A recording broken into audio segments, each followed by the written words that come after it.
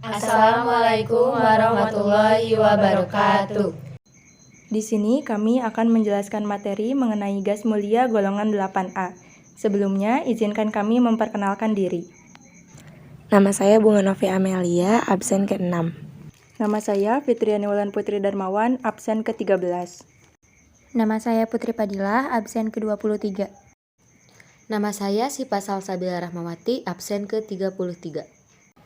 Yang pertama ada unsur-unsur gas mulia, dan saya akan menjelaskan tentang pengertian.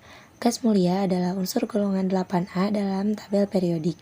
Disebut gas mulia karena semua unsur pada golongan ini berwujud gas dan memiliki konfigurasi elektron yang sangat stabil, sehingga akan sangat sulit untuk berinteraksi dengan unsur lainnya. Gas mulia ini beranggotakan 6 unsur, yaitu helium, neon, argon, kripton, xenon, dan radon. Yang kedua ada sifat fisik.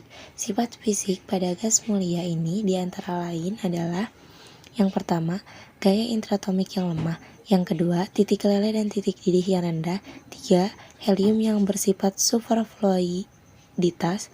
Yang keempat, radon yang tidak memiliki isotop stabil. Yang kelima, berjari-jari atom yang meningkat ke periode yang lebih tinggi saat meningkatkan jumlah pada elektron. Dan yang terakhir, ada energi ionisasi yang besar. Lalu ada sifat kimia gas mulia. Unsur-unsur gas mulia memiliki konfigurasi elektron yang stabil, karena semua elektron pada kulit terluarnya sudah berpasangan atau penuh. Hal ini menyebabkan gas mulia cenderung sulit bereaksi dengan unsur lainnya.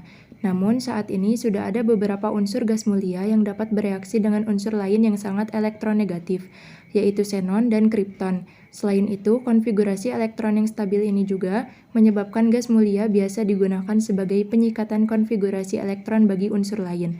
Sifat kimia gas mulia antara lain kereaktifan yang rendah, tidak cenderung melepas atau menyerap suatu elektron, jari-jari atom yang berpengaruh pada kriteria gas, tidak berwarna, tidak berbau, dan tidak berasa, dan yang terakhir mudah terbakar dalam suatu keadaan normal.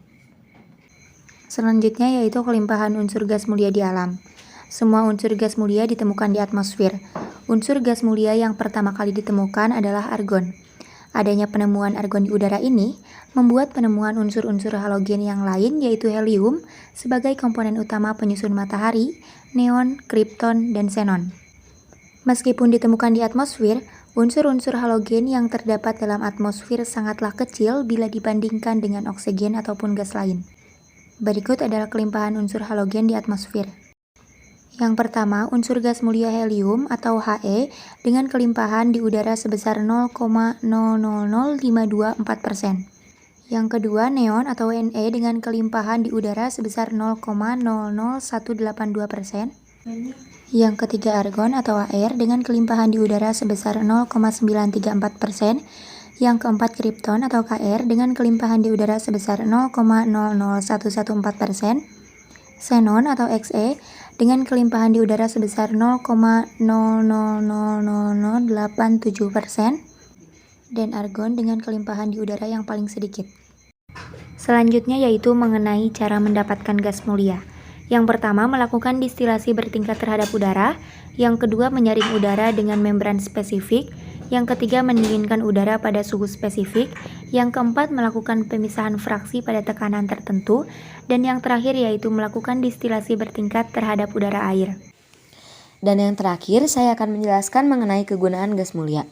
Yang pertama ada helium. Fungsi dari helium yaitu untuk pengisi pada balon udara, campuran oksigen pada tabung penyelam, dan helium yang berwujud cair juga dapat digunakan sebagai suatu zat pendingin karena memiliki titik uap yang sangat rendah. Yang kedua ada neon yang berfungsi untuk mengisi lampu neon, indikator tegangan tinggi, zat pendingin, penangkal petir, dan pengisi tabung televisi.